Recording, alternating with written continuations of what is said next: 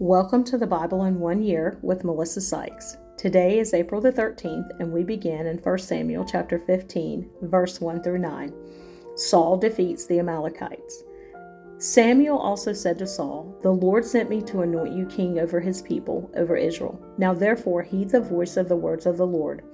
Thus says the Lord of hosts, I will punish Amalek for what he did to Israel, how he ambushed him on the way when he came up from Egypt. Now go and attack Amalek, and utterly destroy all that they have, and do not spare them, but kill both man and woman, infant and nursing child, oxen, sheep, camel, and donkey." So Saul gathered the people together and numbered them in Telaim, 200,000 foot soldiers and 10,000 men of Judah. And Saul came to a city of Amalek and lay in wait in the valley. Then Saul said to the Kenites, "Go, depart, get down from among the Amalekites, lest I destroy you with them. For you showed kindness to all the children of Israel when they came up out of Egypt." So the Kenites departed from among the Amalekites, and Saul attacked the Amalekites from Havilah all the way to Shur, which is east of Egypt. He also took Agag, king of the Amalekites, alive, and utterly destroyed all the people with the edge of the sword. But Saul and the people spared Agag and the best of the sheep, the oxen, the fatlings, the lambs, and all that was good, and were unwilling to utterly destroy them, but everything despised and worthless that they utterly destroyed. The Lord rejects Saul. 1 Samuel chapter 15, verses 10 through 23. Now the word of the Lord came to Samuel, saying, "I greatly regret that I have set up Saul as king, for he has turned back from following me, and has not performed my commandments." And it grieved Samuel, and he cried out to the Lord all night. So when Samuel rose early in the morning to meet Saul, it was told Samuel, saying, "Saul went to Carmel, and indeed he set up a monument for himself, and he has gone on around, passed by, and gone down to Gilgal." Then Samuel went to Saul, and Saul said to him, "Blessed are you of the Lord, I have performed the commandment of the Lord." But Samuel said, "What then is this bleating of the sheep in my ears, and the lowing of the oxen which I hear?" And Saul said, "They have brought them from the Amalekites, for the people spared the best of the sheep and the oxen, to sacrifice to the Lord your God, and the rest we have utterly destroyed." Then Samuel said to Saul, "Be quiet, and I will tell you what the Lord said to me last night." And he said to him, "Speak on." So Samuel said, "When you were little in your own eyes, were you not head of the tribes of Israel? And did not the Lord anoint you king over Israel? Now the Lord sent you on a mission, and said, Go and utterly destroy the sinners, the Amalekites, and fight against them until they are consumed. Why then did you not obey the voice of the Lord? Why did you swoop down on the spoil and do evil in the sight of the Lord?"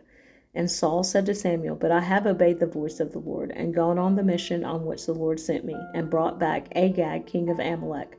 I have utterly destroyed the Amalekites. But the people took of the plunder, sheep and oxen, the best of the things which should have been utterly destroyed, to sacrifice to the Lord your God in Gilgal." So Samuel said, "Has the Lord as great delight in burnt offerings and sacrifices, as in obeying the voice of the Lord? Behold, to obey is better than sacrifice, and to heed than the fat of rams. For rebellion is as the sin of witchcraft, and stubbornness is as iniquity and idolatry. Because you have rejected the word of the Lord, he also has rejected you from being king." Saul pleads for forgiveness. 1 Samuel chapter 15, verses 24 through 31. Then Saul said to Samuel, "I have sinned, for I have transgressed the commandment of the Lord and your words, because I feared the people and obeyed their voice. Now therefore please pardon my sin and return with me, that I may worship the Lord." But Samuel said to Saul, "I will not return with you, for you have rejected the word of the Lord, and the Lord has rejected you from being king over Israel." And as Samuel turned around to go away, Saul seized the edge of his robe, and it tore. So Samuel said to him, "The Lord has torn the kingdom of Israel from you today, and has given it to a neighbor of yours, who is better than you. And also the strength of Israel will not lie, nor relent, for he is not a man that he should relent." Then he said, "I have sinned, yet honor me now, please, before the elders of my people and before Israel, and return with me, that I may worship the Lord your God." So Samuel turned back after Saul, and Saul worshipped the Lord. Samuel executes King Agag. 1 Samuel chapter 15, verses 32 through 35. Then Samuel said, "Bring Agag, king of the Amalekites, here to me." So Agag came to him cautiously. And Agag said, "Surely the bitterness of death is past." But Samuel said, As your sword has made women childless, so shall your mother be childless among women. And Samuel hacked Agag in pieces before the Lord in Gilgal. Then Samuel went to Ramah, and Saul went up to his house at Gibeah of Saul. And Samuel went no more to see Saul until the day of his death. Nevertheless, Samuel mourned for Saul, and the Lord regretted that he had made Saul king over Israel. Samuel anoints David as king. 1 Samuel chapter 16, verse 1 through 13. Now the Lord said to Samuel, How long will you mourn for Saul, seeing I have rejected him from reigning over Israel? Fill your horn with oil and go. I am sending you to Jesse the Bethlehemite, for I have provided myself a king among his sons. And Samuel said, How can I go? If Saul hears it, he will kill me. But the Lord said, Take a heifer with you and say, I have come to sacrifice to the Lord. Then invite Jesse to the sacrifice, and I will show you what you shall do. You shall anoint for me the one I name to you. So Samuel did what the Lord said and went to Bethlehem, and the elders of the town trembled at his coming and said, Do you come peaceably? And he said, Peaceably. I have come to sacrifice to the Lord. Sanctify yourselves and come with me to the sacrifice. Then he consecrated Jesse and his sons and invited them to the sacrifice. So it was when they came that he looked at Eliab and said, Surely the Lord's anointed is before him. But the Lord said to Samuel, Do not look at his appearance or at his physical stature, because I have refused him. For the Lord does not see as man sees. For man looks at the outward appearance, but the Lord looks at the heart. So Jesse called Abinadab and made him pass before Samuel. And he said, Neither has the Lord chosen this one. Then Jesse made Shammah pass by, and he said, Neither has the Lord chosen this one. Thus Jesse made 7 of his sons pass before Samuel. And Samuel said to Jesse, The Lord has not chosen these. And Samuel said to Jesse, Are all the young men here? Then he said, There remains yet the youngest, and there he is keeping the sheep. And Samuel said to Jesse, Send and bring him, for we will not sit down till he comes here. So he sent and brought him in. Now he was ruddy, with bright eyes, and good looking. And the Lord said, Arise, anoint him, for this is the one. Then Samuel took the horn of oil and anointed him in the midst of his brothers, and the Spirit of the Lord came upon David from that day forward. So Samuel arose and went to Ramah. David serves in Saul's court. 1 Samuel chapter 16, verses 14 through 23. But the Spirit of the Lord departed from Saul, and a distressing spirit from the Lord troubled him. And Saul's servants said to him, Surely a distressing spirit from God is troubling you. Let our master now command your servants, who are before you, to seek out a man who is a skillful player on the harp. And it shall be that he will play it with his hand when the distressing spirit from God is upon you, and you shall be well. So Saul said to his servants, Provide me now a man who can play well, and bring him to me. Then one of the servants answered and said, Look, I have seen a son of Jesse the Bethlehemite, who is skillful in playing, a mighty man of valor, a man of war, prudent in speech, and a handsome person, and the Lord is with him.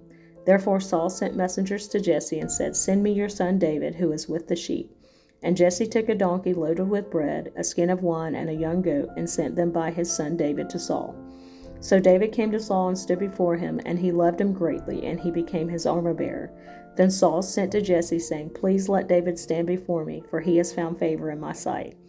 And so it was, whenever the Spirit from God was upon Saul, that David would take a harp and play it with his hand. Then Saul would become refreshed and well, and the distressing spirit would depart from him. Goliath challenges the Israelites. 1 Samuel chapter 17, verse 1 through 11. Now the Philistines gathered their armies together to battle, and were gathered at Socoh, which belongs to Judah. They encamped between Socoh and Azekah in Ephes Dammim. And Saul and the men of Israel were gathered together, and they encamped in the valley of Elah, and drew up in battle array against the Philistines. The Philistines stood on a mountain on one side, and Israel stood on a mountain on the other side, with a valley between them. And a champion went out from the camp of the Philistines, named Goliath, from Gath, whose height was 6 cubits and a span. He had a bronze helmet on his head, and he was armed with a coat of mail, and the weight of the coat was 5,000 shekels of bronze. And he had bronze armor on his legs, and a bronze javelin between his shoulders. Now the staff of his spear was like a weaver's beam, and his iron spearhead weighed 600 shekels, and a shield bearer went before him.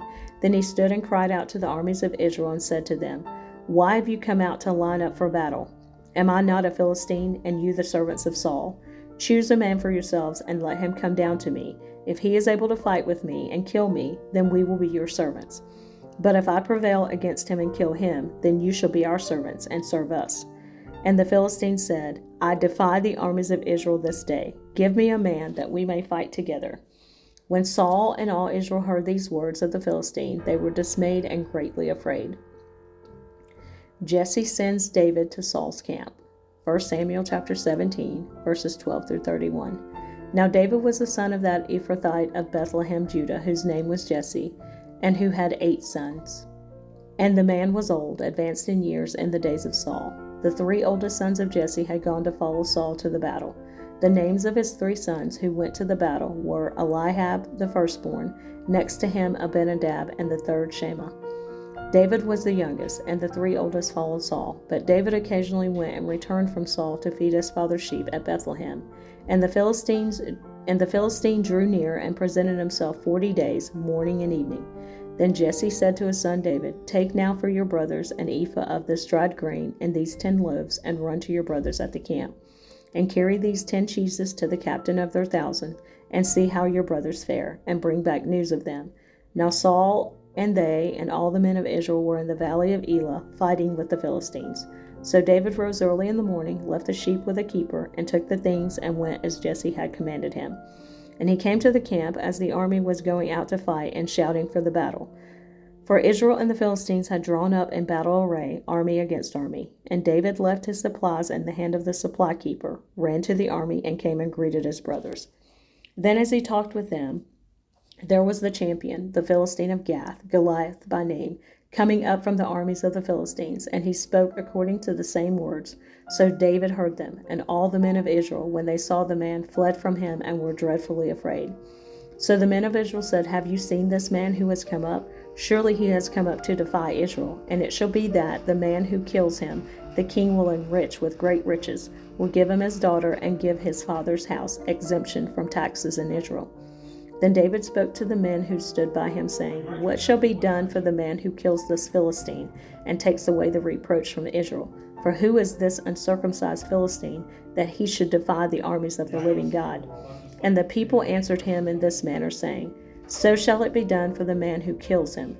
Now Eliab, his oldest brother, heard when he spoke to the men, and Eliab's anger was aroused against David, and he said, "Why did you come down here? And with whom have you left those few sheep in the wilderness? I know your pride and the insolence of your heart, for you have come down to see the battle." And David said, "What have I done now? Is there not a cause?" Then he turned from him toward another and said the same thing, and these people answered him as the first ones did. Now when the words which David spoke were heard, they reported them to Saul, and he sent for him.